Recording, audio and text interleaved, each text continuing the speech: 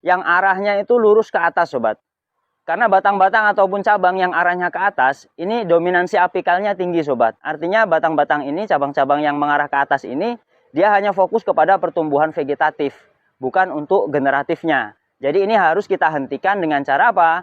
Bisa dengan melakukan pemotongan atau pemangkasan, bisa juga kita kerat sobat. Ketika kita kerat seperti ini juga bisa menghentikan pertumbuhan vegetatifnya.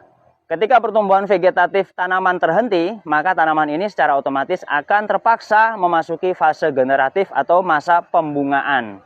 Nah, jika dua hal tadi sobat sudah cukupi, yakni pemupukannya sudah tercukupi, kemudian dominansi apikalnya sudah dihentikan supaya tanaman masuk fase generatif, maka sobat baru bisa melakukan langkah yang akan saya jelaskan berikut ini.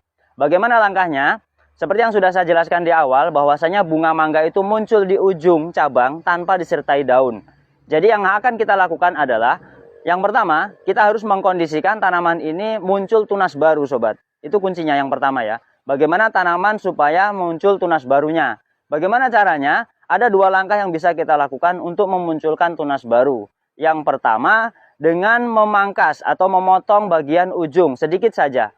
Lebih bagus jika pemotongan itu tepat di atas cincin sobat. Jadi tanaman mangga itu mempunyai cincin batas pertumbuhan tunas. Sobat cukup potong di atasnya, maka nanti di bagian cincin ini akan muncul banyak tunas-tunas baru. Itu cara yang pertama. Cara yang kedua untuk memaksa munculnya tunas baru, yakni membuang bagian daun paling atas. Cukup dengan membuang daun bagian atas ini juga akan merangsang tanaman ini muncul tunas-tunas baru. Nah, langkah selanjutnya yang kedua, ketika pohon mangga ini sudah muncul tunas baru yang bersamaan dengan daun, maka kita lakukan pengguntingan daun-daun muda sobat. Jangan sampai terlambat. Ketika daunnya masih berwarna kemerahan atau hijau-hijau muda, karena setiap tanaman mangga ini nggak sama karakter daunnya, warnanya ya. Yang jelas ketika kondisi masih muda, sobat segera gunting daun-daunnya. Sisakan bagian batang tengahnya saja.